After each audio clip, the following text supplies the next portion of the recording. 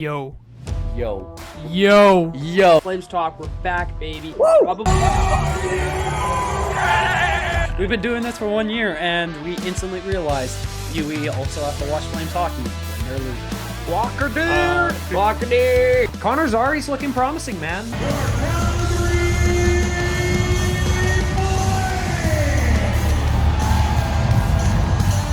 Ladies and gentlemen, welcome back to the Puck and Stuff podcast.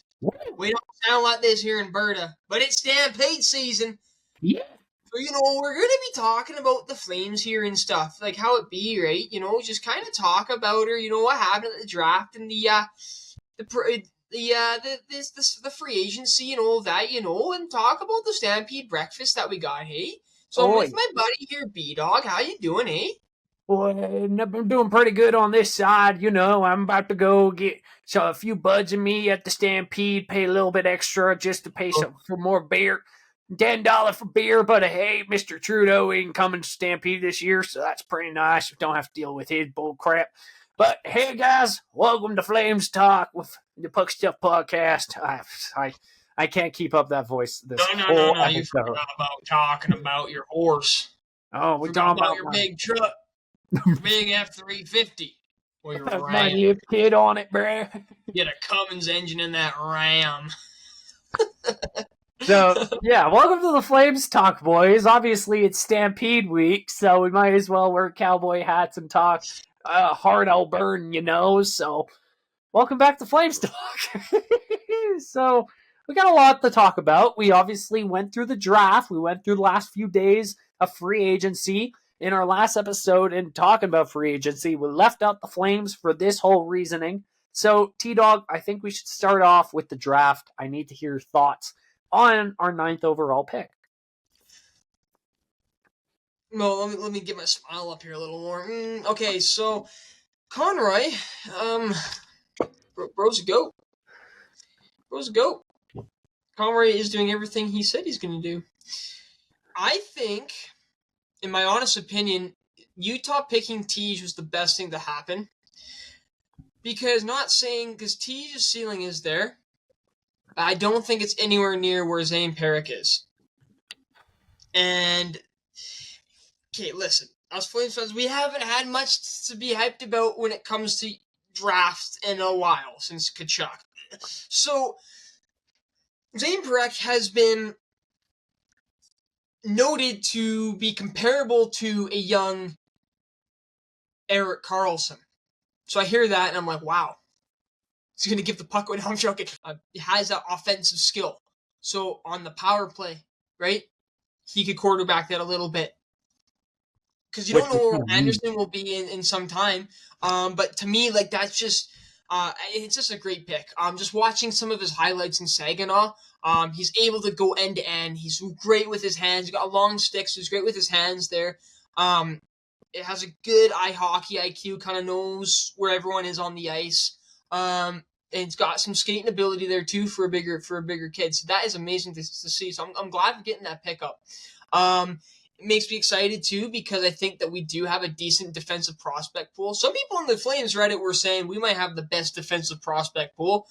You guys decide on that. I don't know if that's true, but you think about it. You have Solovyov, you have Poirier, you have Brustevich, you now have Perrick. A few more in there that I'm completely missing right now. I don't have it up on me here, but that's pretty solid.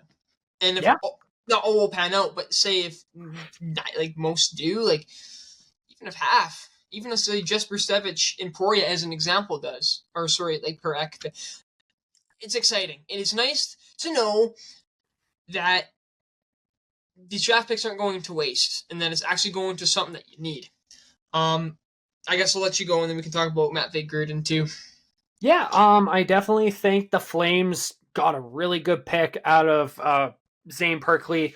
And I think that just if you look at his resume alone, I think that tells the whole story. In 66 games last season, he put up 96 points, a very offensive defenseman, which I think is going to be great for the Flames as a quarterback defenseman on a power play. And the comparisons are Erik Karlsson, which are promising. Concerning defensive-wise, yes, but I have faith in the Flames program and how they develop their defensemen to play more that defensive side of the puck. And when you just hear that he was defenseman of the year in the OHL, he helped the team win a Memorial Cup.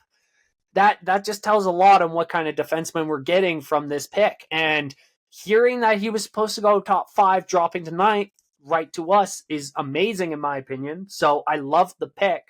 And also I heard this stat that having Hunter Buchnevich and also Zane Pareka now, we have the 2 highest OHL defensemen in points between Hunter Buchnevich and Pareka now. So that's a really good stat to hear for our prospects, that both defensemen that we property of Calgary lead the defensemen in points in the OHL. So I love hearing that, and I'm super excited. I loved what Conroy did. Just keep on cooking, dude. Just keep on cooking, because what you're doing is working. It is funny you mention this, because our 28th pick, we picked Matvei Girardin. And a similar thing with the top scoring, you go into the forward category there at the USHL, top scorers, hi Oakley, the top scorers in the league, like overall, Matvei Girardin and Coronado. So, I mean, I think really you can kind of see some sort of pattern what Conrad is doing with picking up prospects. But, man, can we just quickly get into some points here? Yeah. I'll go back to Parek. Parek had 96 points in 66 games this season. Crazy. It was a plus 39. This dude pulling for Giordano plus minuses in 2019, man. It's crazy. That's outstanding. And then Matvei Girardin, so dude is a right wing with a left shot. He's from Russia, but played with the Muskegon Lumberjacks. Sorry for butchering that. 38 goals, 45 assists, 83 points this season. Impressive. It's impressive stuff. So, we're missing goal scoring talent. Try to get it through the draft. I don't see a problem with that. I like these picks. I'm just excited. Like I can't help but think, like, I know that these players aren't going to be, playing on the team this year, and they'll most go back to junior. But hey, they signed their entry level deals. They're on the team. They seem excited. Like, don't look at Parek's mugshot. It doesn't look happy, but everything else, he seems pretty happy. So I'm just excited that there's a future. He looked happier than Tej did going to Utah, so I could definitely say that for sure. But no, I think with our second pick in the first round, Greenan, I think it was a good pick. I think now, if you look at the Flames prospect pool for wingers left and right, I think we're looking solid, because you got Jacob Pelche, you got Coronado, you have Greenan. Then you look down the line and there's a few others, right? So yeah, now one thing I was bothered by was that the Flames obviously didn't really focus on centers that much in this draft, which I'm okay with based on who we picked out of those rounds. I'm okay with it this year, but I really hope going into next year's draft, I would say center prospects are our biggest need for that next draft. But no, I think I'm happy with all the picks. I think we're set up now for winger prospects in the future. Maybe we get another one with one of those first round picks, but I really hope for a center. I would love if we could get a main center guy soon. Yeah, no, I agree with you. Funny that you mentioned that, because Conrad in the press conference after the free agent signing was talking about how Pospisil could get a role in a center position. Ooh. To try him out. So that must mean that he played center before. I actually don't know personally, but see if that works. But what's nice is he got a lot of depth on the defense prospect pool. So if your defensive game is strong, you have a little bit of leeway to allow center depth to be missing from the team. Take Boston, for example. So that's something to think about. And I think there's a bunch of forwards in the 2025 draft. Let's not look too far. I'm not trying to go that far ahead. I'm trying to enjoy life as it is right now, in the present. So I want to move on to the offseason now in regards to the signings that happened. I think these signings, No, I'm not too surprised about him, but I think to me the biggest surprise for me is the fact that we have the most amount of cap space in the league right now. Thank you, Huberto and Kadri, for getting us to the cap floor. Getting us to the cap floor. But right now we are $21 million In cap with space, open cap. So that's something. Actually, before that, let's get into that trade. So nothing too crazy has happened for trades. Two have happened since the Markstrom and Kevin Ball trade. I'll quickly go to the most recent one. That was during the draft where we traded our 4th round, and in return we to Philly, we got their 5th and 6th, where we drafted Luke Miza and Eric Jamieson. Then our cap dump. We get a 2nd round pick from Colorado for next season and exchanged Andrew Mangiapane. And it seems like a lot of players who had a few struggling seasons are going to Washington, maybe rekindle a little bit of fire. Gratitude for Mangiapane for what he did. I think 2 seasons ago, you can tell there's potential there. There's potential. Just maybe on a team that doesn't have its identity. And so, as a personality, it sucks to lose him, but I think it's the right move. Yeah, especially when younger players have been scoring more than him, and they aren't getting paid 5.8, so you get that money back. I would definitely say so. Again, thank you, Mangiapane, for all your time in Calgary. I think I loved you the most when you scored that 1 goal against Dallas, ringing off the bell. Ding! Oh, it erupted the dome, and it was so good. But thank you for all your time here, and good luck in Washington. Hopefully you actually maybe score over 30 again would be cool with them. But honestly, I bet you he's a player where he finds the right team, it happens. So maybe he gets traded again. Maybe he finds a home there, but I feel like he's a player that if he finds a home, he'll be a consistent 25, 30 goal scorer again. Yeah, definitely. And I you know what? The thing was, I never hated Mangiapane. I was upset with his kind of downslope after that playoff run.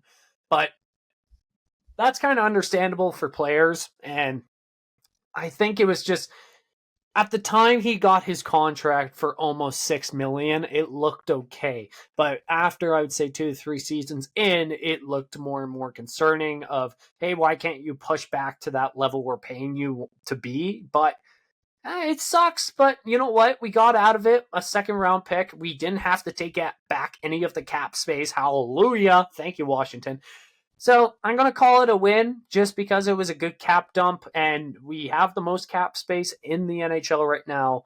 And I hope to God Conroy doesn't waste it on something that Brad Treliving would. So I'm happy. I'm really happy. I think you watched him enough over the years that he's not going to make the same mistakes. You just know he's going to sign a Troy Brouwer for $5 million. The Brouwer play? That's a throwback 7+ years ago. The Brouwer play. With James Neal getting swapped. He did not want to. Speaking of players that don't want to be here, the many players that don't want to play in Cowtown. James Neal. That guy sucked. That brings back memories. Free agency. Yeah, free agency. I had something else I was going to say. Now, the Mangiapane thing. We have more contracts to worry about than Mangiapane. That's why we didn't care too much. When you pay someone 10-5 and they're getting less than 50 points a season. Yeah. Such is life, Totally. For the offseason, let's look at some signings. Going into it, so it wasn't a busy day, but things happened and they needed to happen.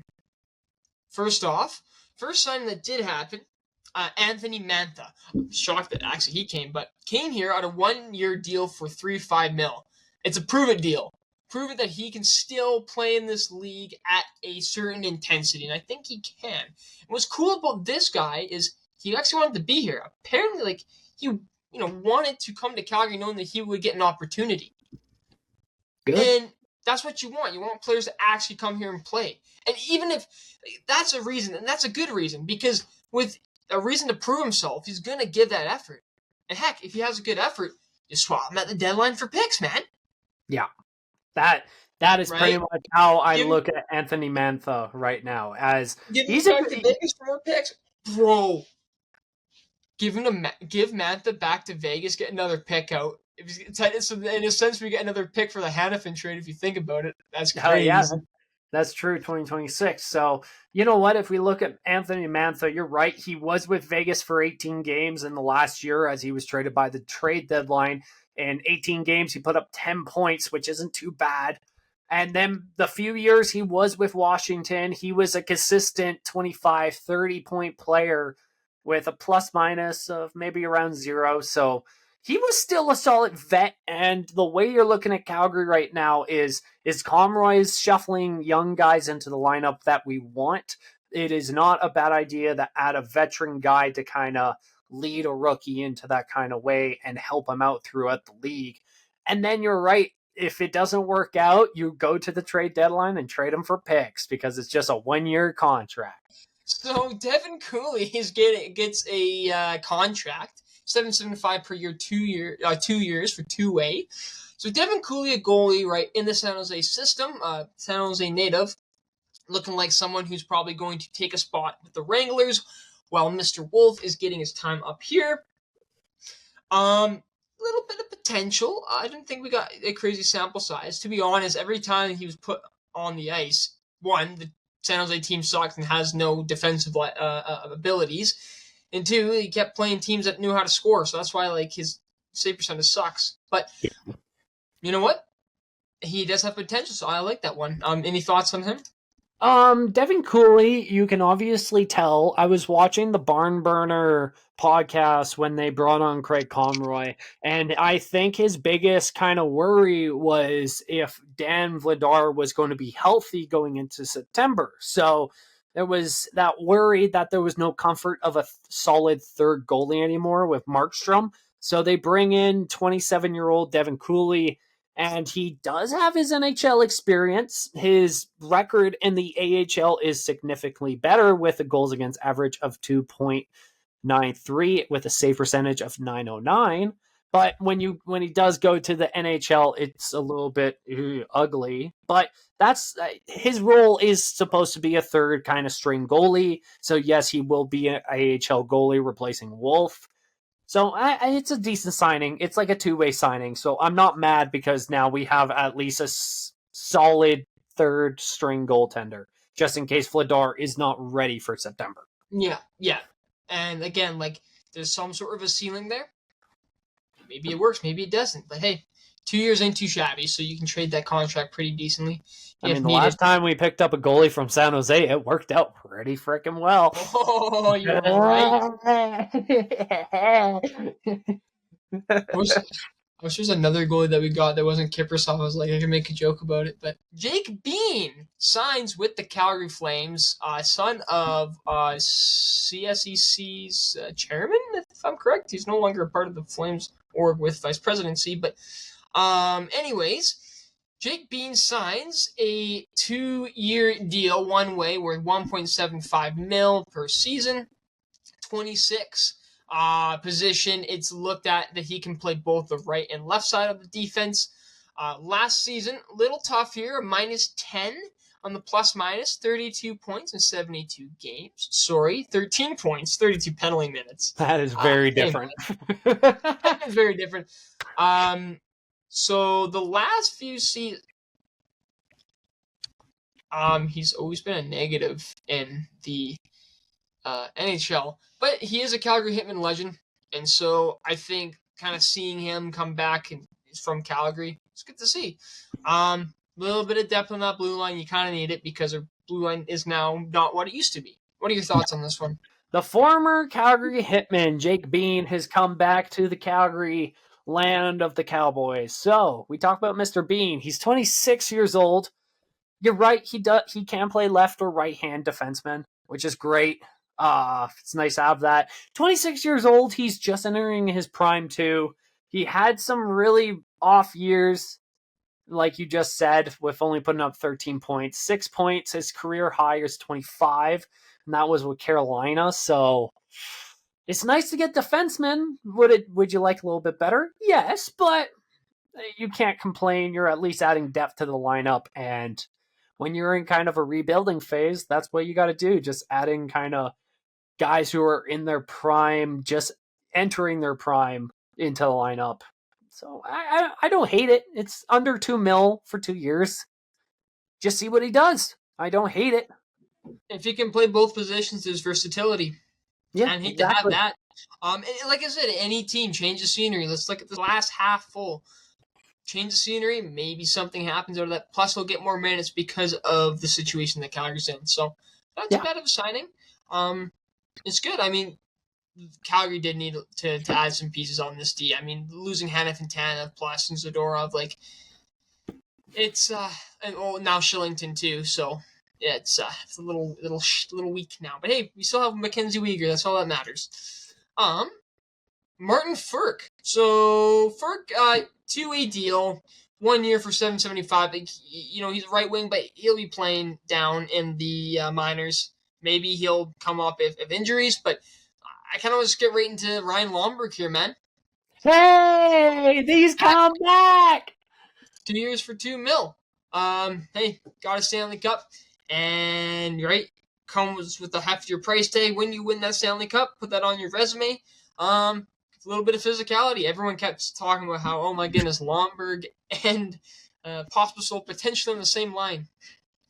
Oh boy. On the same team, right? Like, we're going to be a gritty team. So, hey, it's nice.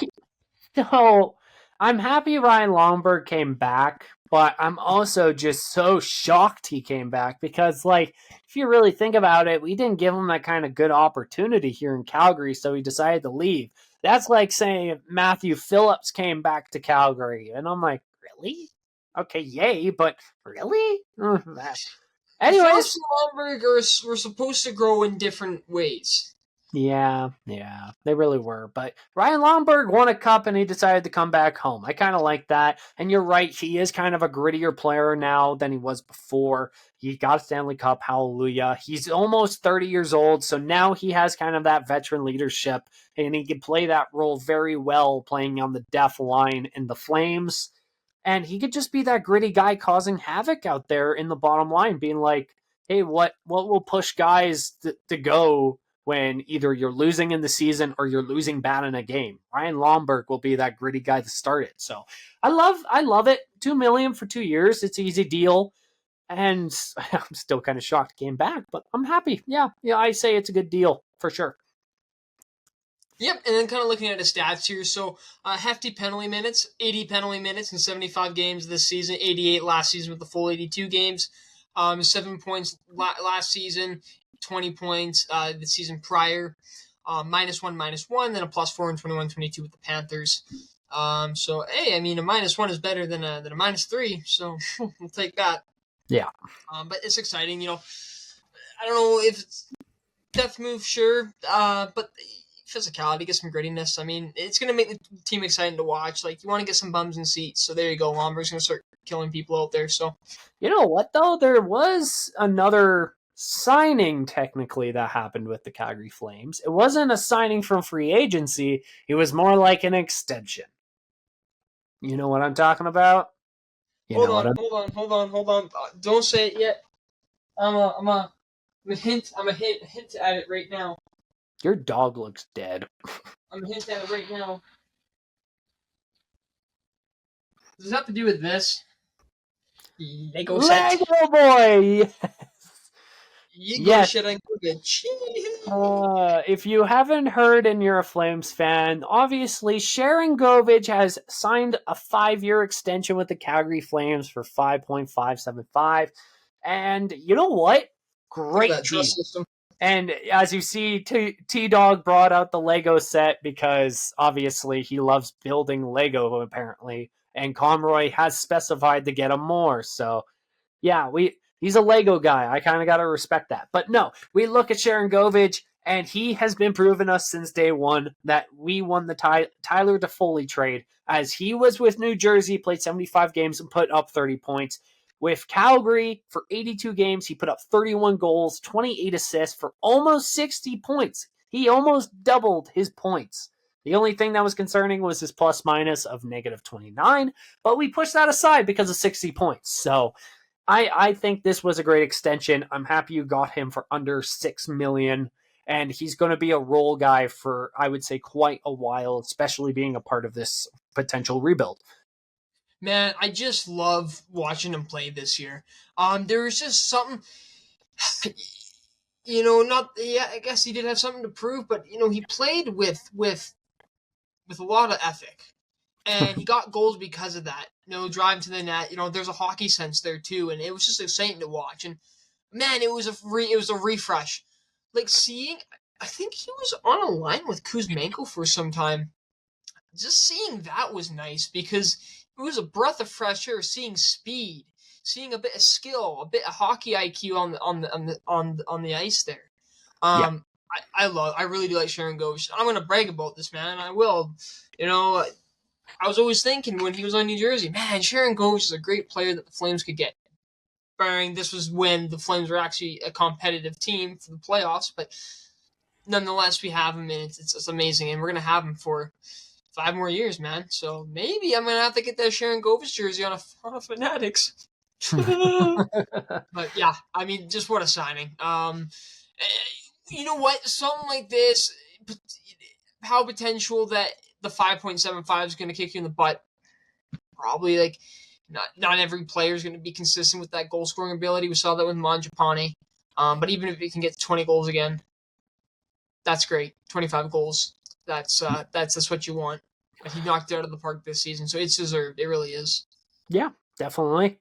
I would definitely say, as a Flames fan, there is 2 concerns right now at the top of my head involving free agency. And one of them involves a defenseman that didn't play a whole lot this season. Flames, the organization, gave him a little bit of backway on that, and then he decided to test free agency instead of sign with us. Oliver Shillington, the defenseman that we gave kind of slack to and a break as an organization to take some time off and figure out family stuff. I'm not taking that anything away from him. Fair enough. He doesn't decide to re-sign with Calgary. He decides to test free agency. The thing that bugs me the most with this is we kind of like put our loyalty where it was, and then you try asking for too much money, then we're like, no, go to free agency. How do you feel about the whole Oliver Shillington situation? Because it's kind of a weird thing to talk about right now. I think Pinder of Flames Nation made a good point where he was talking about how it looks like now is you give him all this free time, technically paying a guy to not work, so paid leave, and needed, fair enough. But you come back for half the season. So now it looks like did you come back half the season so you could just dip and go make some bank somewhere else? Right? That's what it looks like. I'm not saying that's what happened, but that's what it looks like. It's unfortunate because you kind of wish there'd be a little bit of an understanding here. Like, I don't know if every team or organization would have that sort of backing. I think it's just unfortunate, but the positive out of this is we're getting rid of all these players who don't want to be here. Simple as that. Honestly, maybe there was a Swedish clique. Like, I'm starting to think, man. No, honestly, because that was a whole rumor that, like, the Swedes kind of, like, and the team wasn't as connected and as they should be. And because you see winning cultures, man, like the Panthers team, right? Like, they're all homies with each other. Like, no wonder they can freaking battle for each other for 2 months in the playoffs. Yeah, it's a weird one, man, because it's like, you know what, like, mental health isn't something that you should be, like, fretting about, shouldn't be, it's important to take care of. I'm glad that it was dealt with in a professional manner. But just as a respect thing, it feels like you kind of got disrespected. Like, this is the thanks we get for doing this. So, so be it. So be it. But hey, we got some more defense, and that's why. Such is life, man. I mean, they don't want to be here. So what? Whatever. Just move on. Yeah. I just thought it was a topic because it was such a weird scenario because we do that for him, and it's not like a spit in the face, but it kind of feels like it, So I wasn't happy to hear he didn't resign and wanted to test free agency. I kind of wanted to just mention that. And one more thing that I just noticed is we still need to sign Mr. Wolfie to a deal here. He's still RFA at the moment. So He's an RFA. I'm not, too worried about it. Like, he's gonna get his playing time, and there's a guarantee here. I mean, think about it. He was at the Stampede parade. He's doing all this stuff for the team. I think they're probably just taking some time to maybe they're trying to fight a little bit. Well, I mean, they don't have much leverage at that age, being an RFA. So I think you're gonna see it pretty soon. I'm honestly not worried.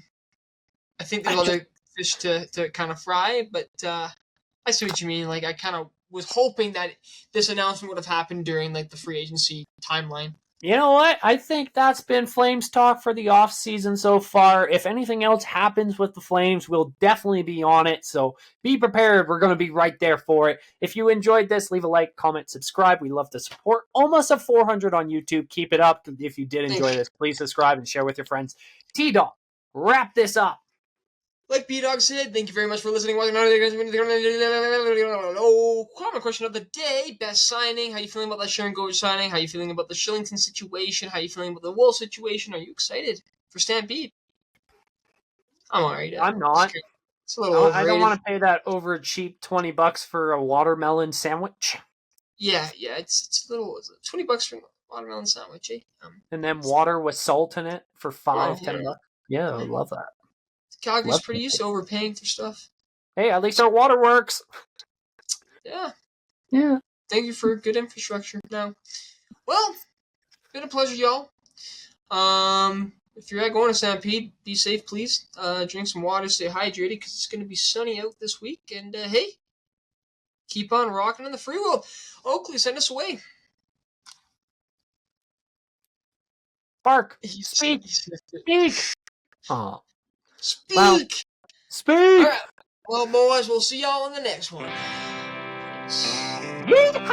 Peace.